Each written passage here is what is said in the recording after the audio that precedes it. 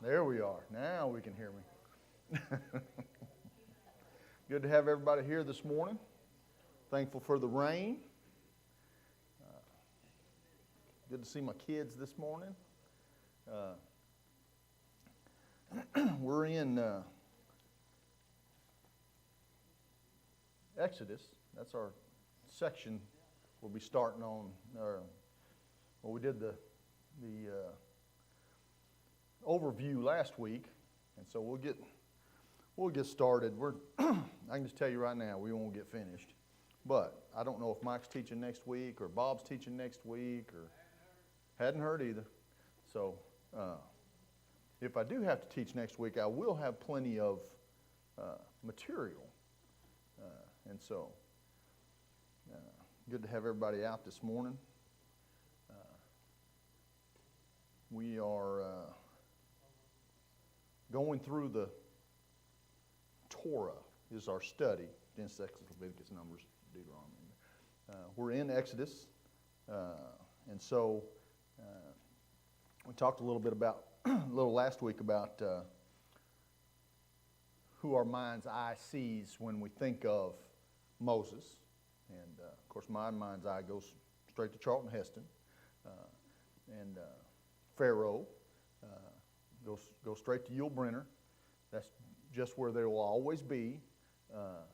And I find myself, if I watch another rendition of anything that has to do with Moses or Pharaoh, it just doesn't feel right. That's not right.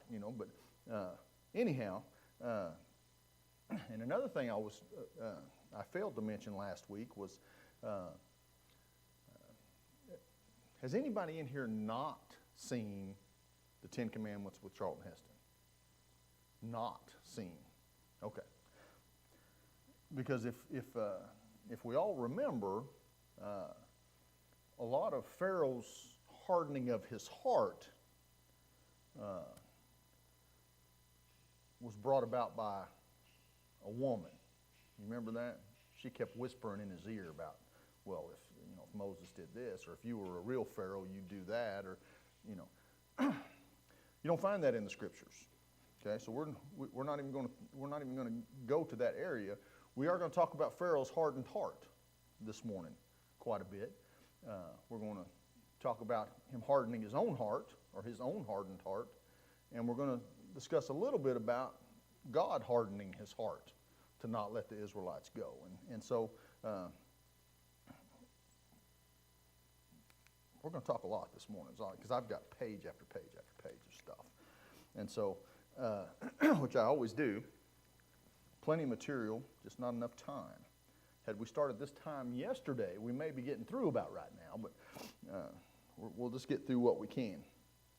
So the first couple chapters of Exodus span several hundred years, okay? And it goes between, we talked about the period of Joseph, and the Israelites' release, the escape, removal from Egypt. So there's a lot of stuff happens just in the first couple chapters of Exodus, and it's written in such a way that it precludes that you know what happened in Genesis. It starts with, you have that information in Genesis, so we're just going to move on from there, and that's how it's done. So, and I like that because you don't have to go back through all the stuff that you already know. I worked on Mercedes for 28 years, something like that, and anytime I went to school, and I went to school a lot, Mercedes was the only school that I'd ever gone to that started with what you should already know. Now, this car systems worked this way, so this car systems works that way, plus this is how this works. And so we got through class a lot quicker. And so Genesis was like that, Exodus is like this, and that's how we're going to get through this class a little. No, we're not. We're not getting it any quicker. But anyhow, that's the way Exodus is written, that you already understand what has already happened up until this point, and this is where we're going from there. So, already being familiar with the book of Genesis, we're going to watch the trends from Genesis change in Exodus.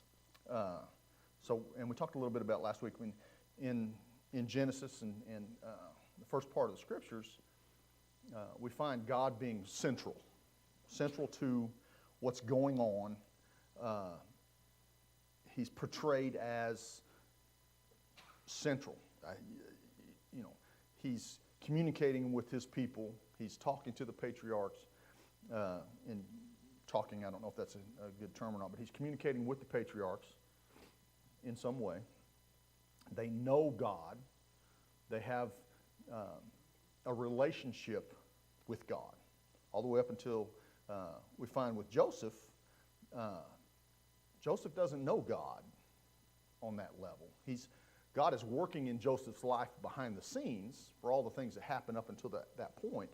And so it changes in Exodus. We see that, obviously we see that most clearly with Joseph, that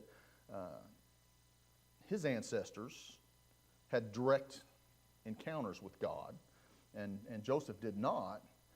And so if you just stopped right there, you would have the impression that God no longer was communicating in person with what we know to be his people.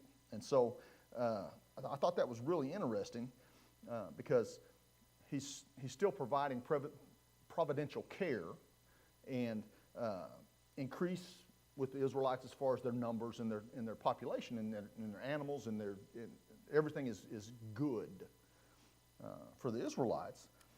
But we don't find where God has revealed himself or taken any credit for anything that's going on, and so it's different. As you think about the cry of the Israelite people, it's been this what would be considered a vast amount of time that they feel like God doesn't care for them anymore. And we have that in our country today. That God just does not care anymore, and that's obviously not the case.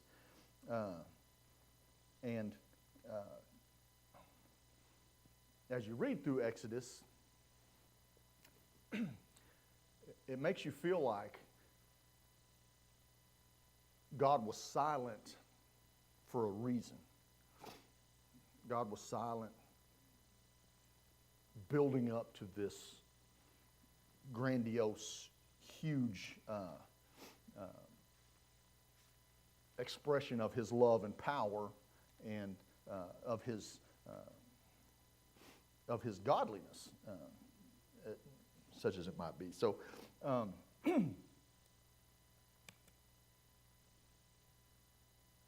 then we find Moses. Now we're up to Moses already. So here we are with Moses, and you were talking about God didn't talk to him specifically. He only spoke with certain patriarchs right, prior to this, yeah, and that's the reason they were nomads. So you had one patriarch over a whole group of people. a big group of people. So he was the leader, and that's who he spoke with. Once they moved to Goshen, they became the people. So it wasn't the same situation. Right, absolutely. It was not the same situation, and as we'll find out coming up, it changes back to that situation. It changes back to the nomadic situation when they're going to the land of Canaan, and we find God's presence again in the midst of the people. And so, but at this point, Moses doesn't know God. And we talked about last week Pharaoh, and we're going to talk about that again some too. Pharaoh doesn't know God. He doesn't know who God is, and why should he listen to God? He doesn't know who the Lord is. So when we get to Moses, and the writer calls it his exile. I don't know, but his experience in meeting God on the mountain with the burning bush. We know the story, and so as we read through here, it doesn't surprise us that God revealed himself in the burning bush. But if you look at from Moses' perspective, that would be a huge deal. And God revealing himself to mankind in fire and smoke and those kind of things is normal for us. But Moses, I would think it would be quite the surprise for him from the burning bush. So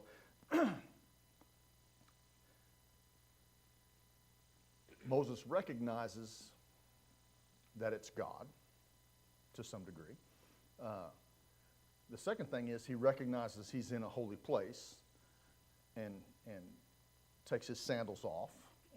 And we're going to talk a little bit more about that holy place. Let's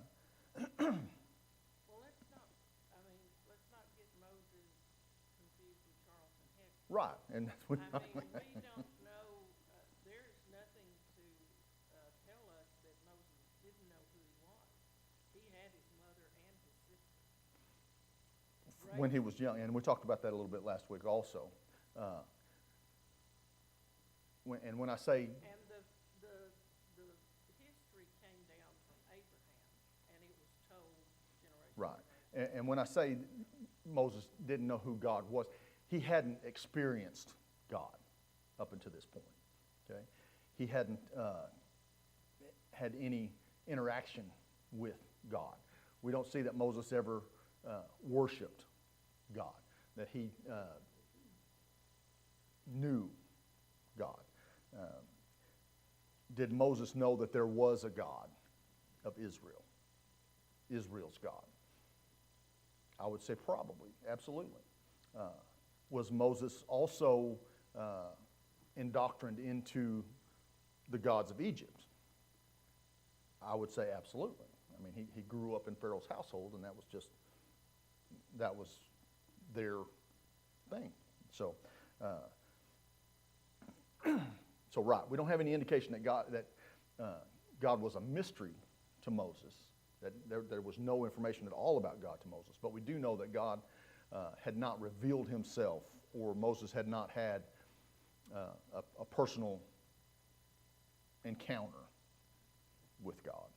And so he acknowledges God's holiness. He takes his sandals off, and he approaches with caution. And the writer of the lesson likes to, Moses led his father-in-law's flocks, and God wants Moses to lead his flock through the desert. And they're going back to the same place. And so they will also witness God's holy presence. So it will be revealed to them also. So God will initiate a personal relationship with his people in this place at his time. And so as God reveals himself through his holy presence with fire and all that, Moses starts questioning who God is. What is God's name? And that's important, not to me. God's name is what God's name is. It's important to this culture because they believe that a name revealed your personality or was reflected in that name. Okay, so a name was very, very important.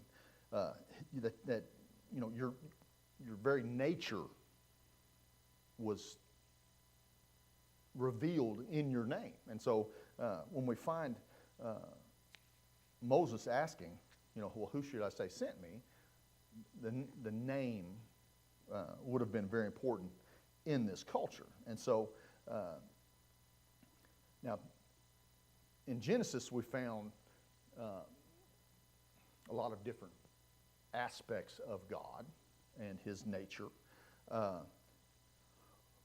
by the names, and there's several names that were used in Genesis to designate God, and they're all Hebrew names, so I'm just going to read the regular version. God Most High, God Who Sees Me, and these are all in Genesis. God Almighty, God Everlasting.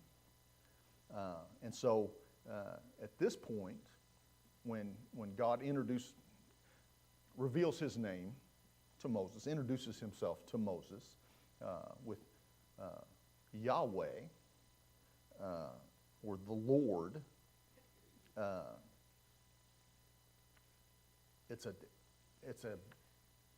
it builds on all of those things about what God is. Those building blocks. So God says, I am who I am.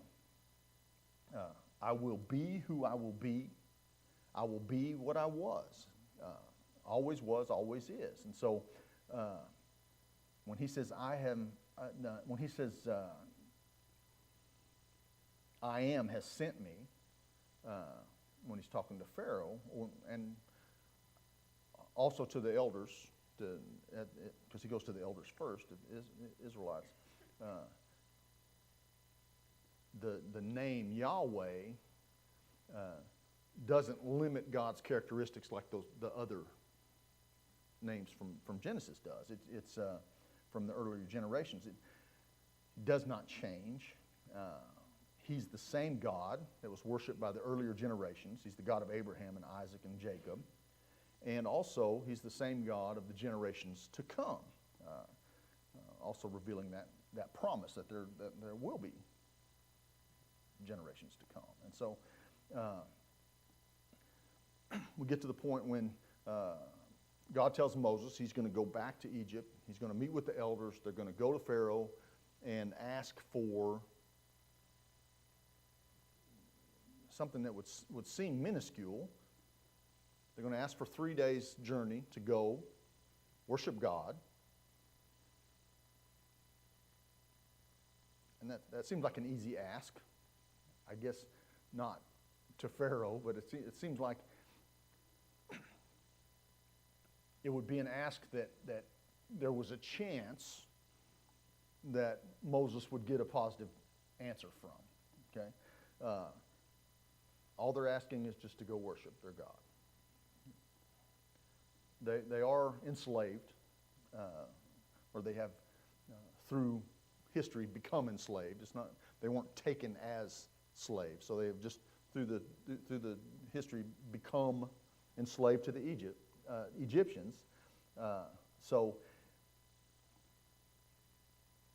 it doesn't seem like an excessive request.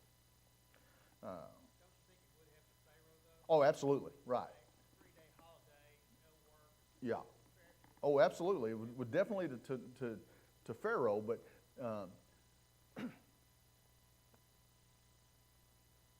through everything that Moses has been through with God, and seen God, and with the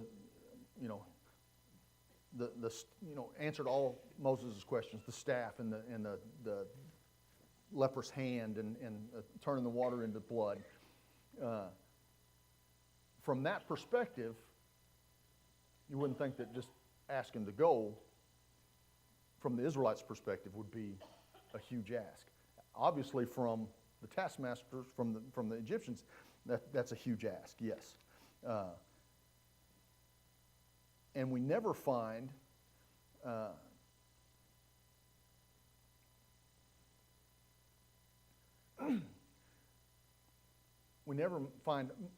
Pharaoh trying to make concession, saying, well, you can do that here. You can do your sacrifices here. You can worship your God here. There was no constraints on that. But the mountain became very important because God wasn't coming to the people. The people were having to go to God. Okay? And so they were having to travel to or go to God. Okay? And so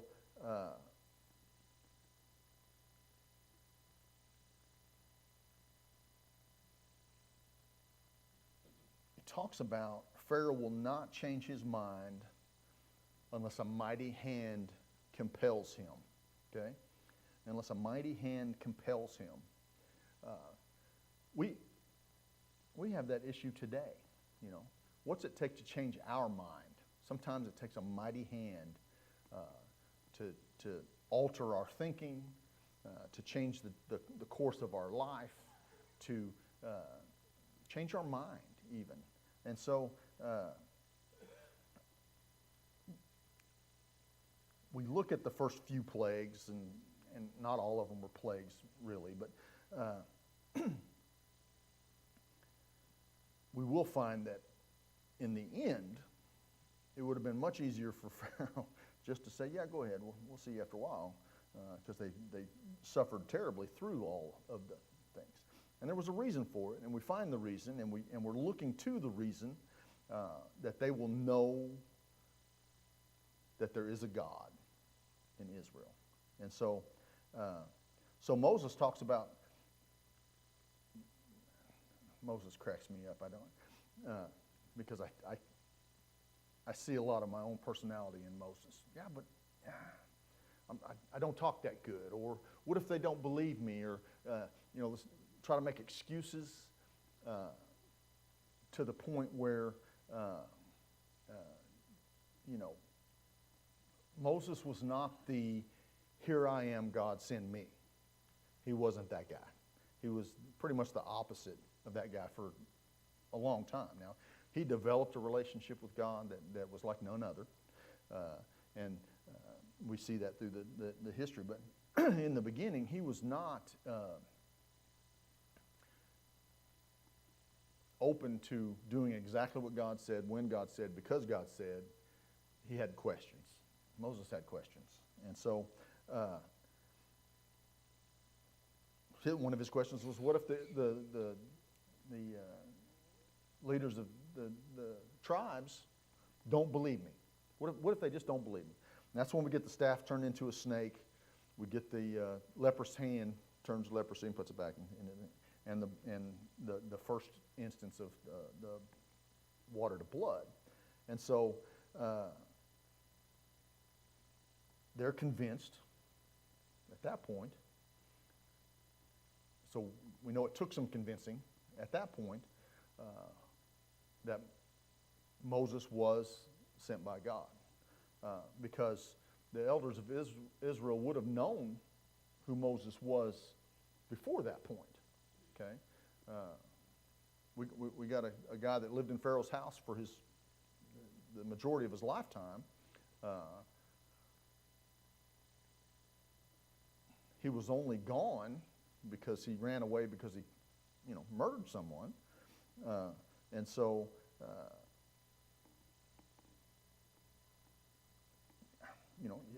you can draw some comparisons to Paul. Paul was zealous about killing the Christians, and so when he was converted, there would have been some animosity. There would have been some just not sure about this guy. And so now we're at the point where they're just not sure about Moses. He gives the signs, and they go to Pharaoh. Okay? And so the Egyptian king, who by the way is never named. Anybody ever think about that? He's just always called Pharaoh. He's not named in the scripture, but of course he says, "Who is this Lord that I should obey him and let Israel go? I do not know the Lord, and I will not let Israel go." His attitude will change dramatically throughout the rest of the scriptures that we're going to read. So God will now reveal himself to Pharaoh and the Egyptians. Who is this God? Well, he's about to show you who he is. And so there's a lot of attention drawn to the hardness of Pharaoh's heart. And I don't know that we don't have the same problem in a lot of ways, that we harden our own heart based on previous experiences. We harden our own heart based on situations that we may have been in, the way we were raised, the environment we were raised in. So when I read that Pharaoh hardened his heart, I don't necessarily fault him for it, because I can see where he's coming from, because obviously I've not been in a situation where I had to release my slaves, but we all have been in a situation where, and as you grow as a Christian, you recognize those times when you're hardening your heart, which is interesting to me. I can look back and see, that I've in my life done things, and didn't bother me a bit, because that's what I wanted to do. And look back and think, the consequences involved in doing what I want to do, based against what I should have done, based on what God would have me to do, can conflict at times. And so we're going to talk about the hardening of Pharaoh's heart. So there's a lot of Exodus is devoted to the plagues, the signs, the wonders, the miracles, because that's the important part of God revealing himself to the Egyptians, the power of God to the Egyptians. And so what got the Israelites out of favor with the Pharaoh is that one time they were doing so well and growing so fast that they got a little bit nervous about that. And that's how Moses ended up in Pharaoh's sister's household. Sure. Because of the killing of the firstborn. And so he didn't have far to go. Right. Is what I'm saying. Yeah. They said, if you can't, if you're going to be concerned about them, you need to make them enslaved. And so, in his thinking, and from the prior Pharaoh who did that, he didn't have a whole lot of way to go. Right. And we can step back and look with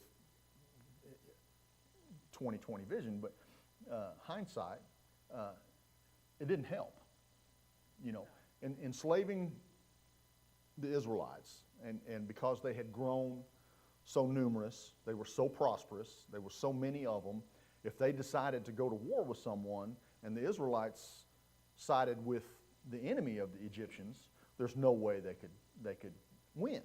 And that was the fear. And so that's why they were enslaved, and we talked about that quite a bit last week, but it didn't help, okay? Even in slavery, they were prosperous. Their flocks grew. Their numbers grew. And so, Pharaoh even commanded the midwives, if it's a girl, that's fine. If it's a boy, you don't let the boy survive. You don't let the boys survive. And they didn't refuse to do that. They lied about it, I guess, that, when these Israelite women are so tough, they're having the babies before we even get there. And so, and I thought it was interesting that it wasn't just that the Israelite women were so tough that they have. The Israelite women are not like Egyptian women. That was the dig at first. The Israelite women are not like Egyptian women. They're having the babies before we even get there. So they're way tougher than the Egyptian women, kind of thing. So Right, and so that's where we're at as far as their enslavement goes. And the more that Pharaoh pours on them, the more they prosper. And so, the Israelites, the elders, believed Moses when he came with the signs. Okay, and we know that Pharaoh did not. And one of the reasons that he did not was why? Anybody know? The very first reason why. Moses threw the staff down, turned into a snake. His magicians could do exactly the same thing. Okay? Exactly, I'm not sure. I would like to have been a fly on that wall, but because I don't know why his magicians could turn their staff into a snake. I don't know why that they could turn water into blood. I don't know why they could reproduce the same things that Moses was doing up until a point. Right, his staff ate up their staff. That's exactly right. And so we still get to stand back and see the power of God. And so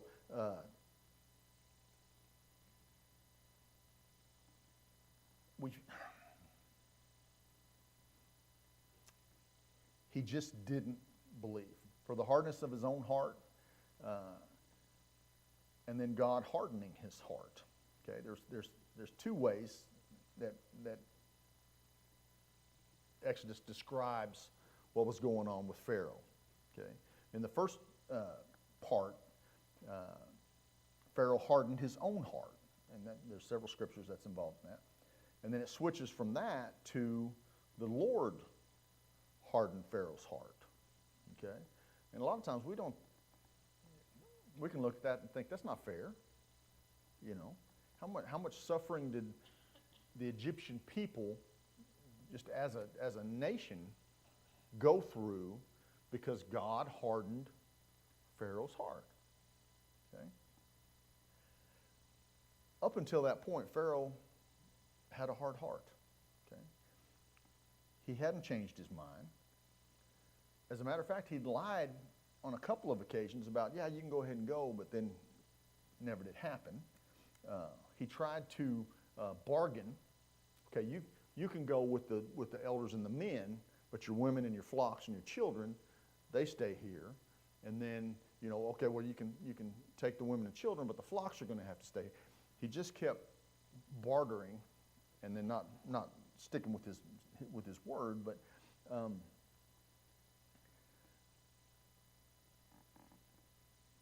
I don't know how God hardened Pharaoh's heart.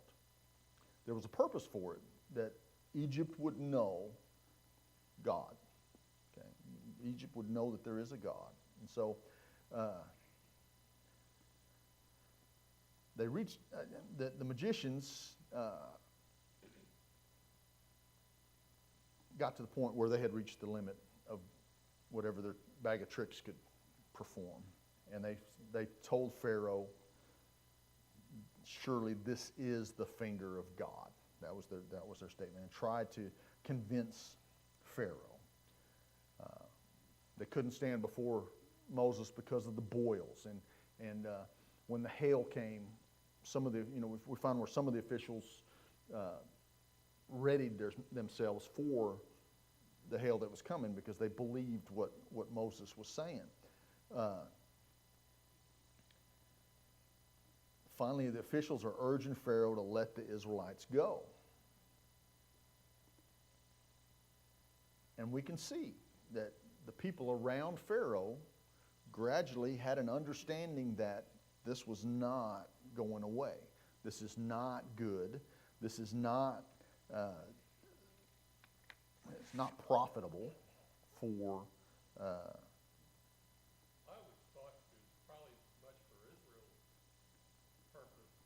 I mean, they've been enslaved for a long time. long time. They were setting their ways there to, here comes Moses saying, we're going to get out of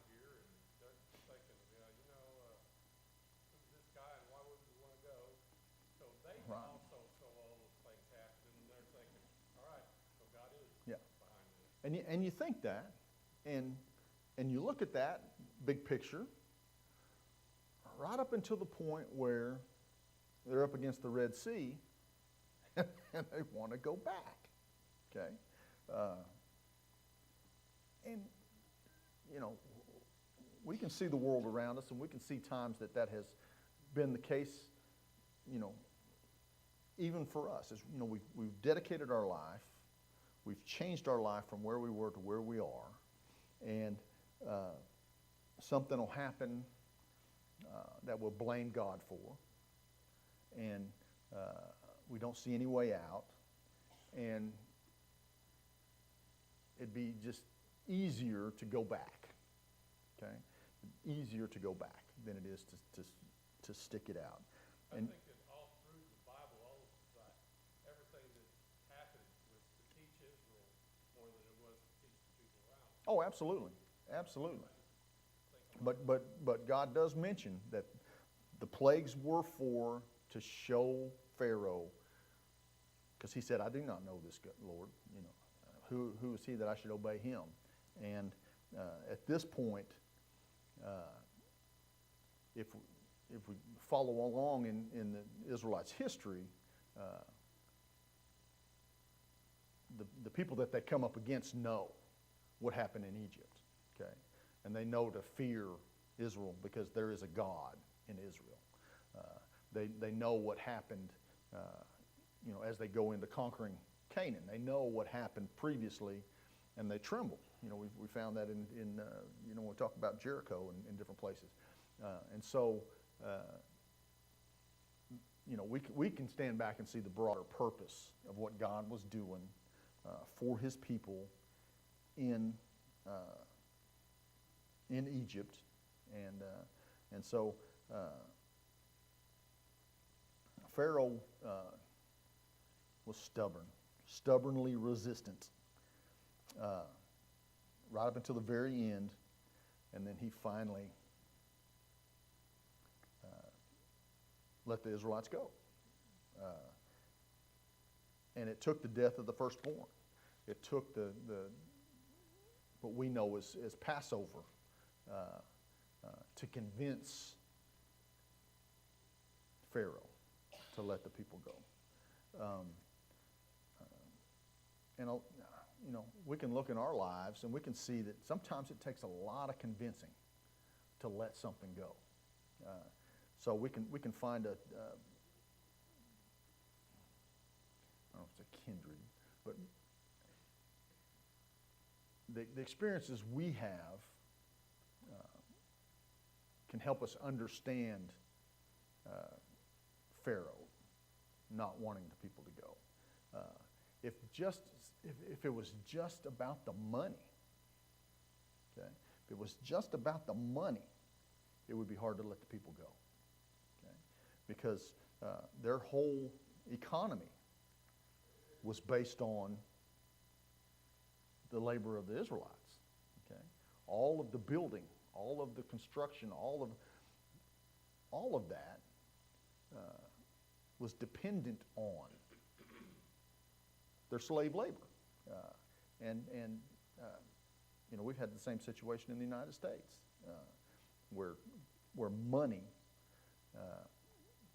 trumps common sense. It trumps morality. It trumps everything.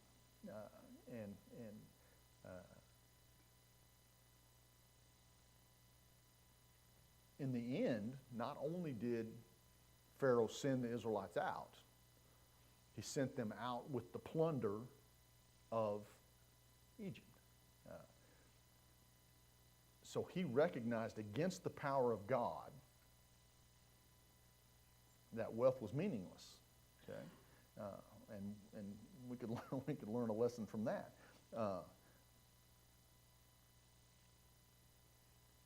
It was all not worth it. Okay, and there's times in our lives when we can look back and see that it was all not worth it.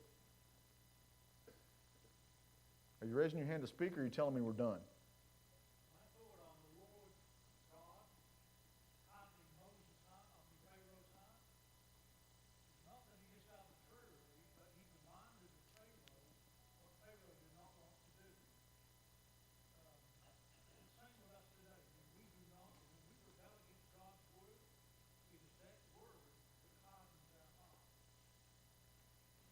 Everybody hear that?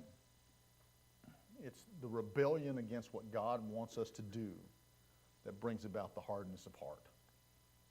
And that's the same thing with Pharaoh. Pharaoh did not want to let God's people go. And so,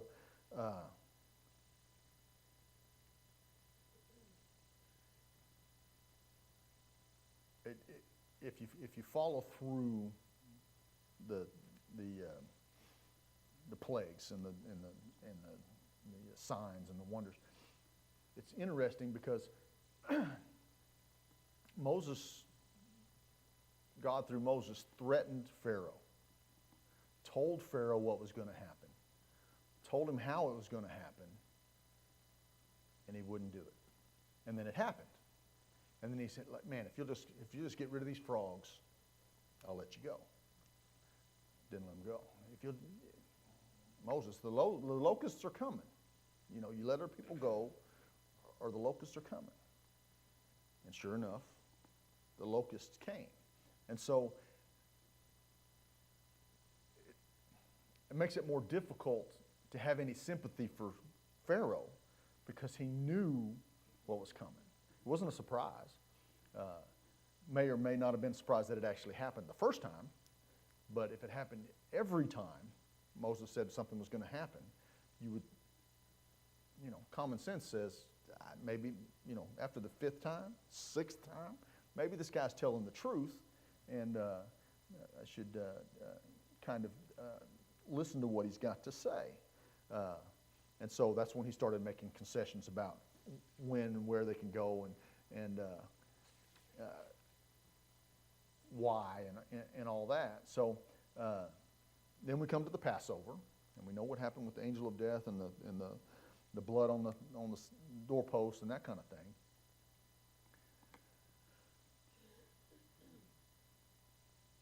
And then there was one more big one.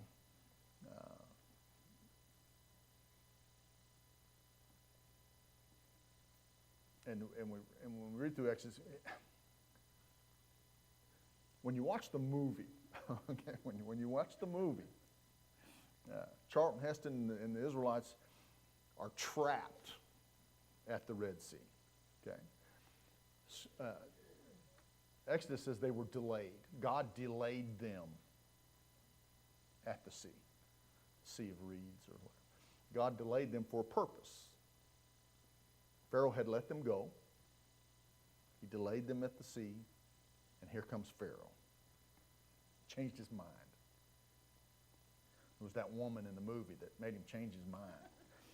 And so he changed his mind.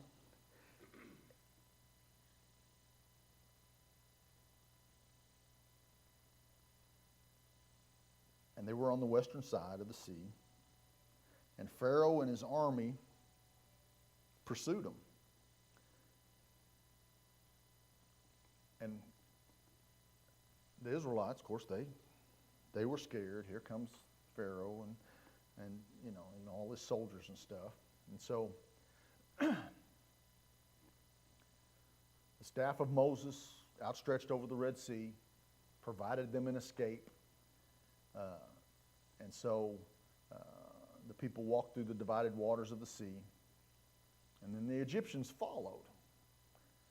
And Moses again stretched out his hand over the sea, and this time it was pretty tragic for Pharaoh and his soldiers. Not one survived. And we talk about from verses 4 through 18, the prime motive in destroying the Egyptian army. The Egyptians will know that I am the Lord. And so God cemented his persona, his existence in the Egyptians by that last, that final sign, the final miracle, that they would know that he is God.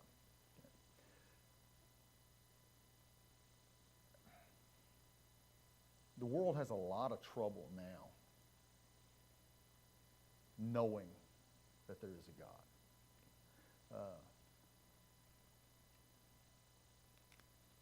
And we read through Exodus and we think, how easy would it be for God to remind the world that there is a God? Okay.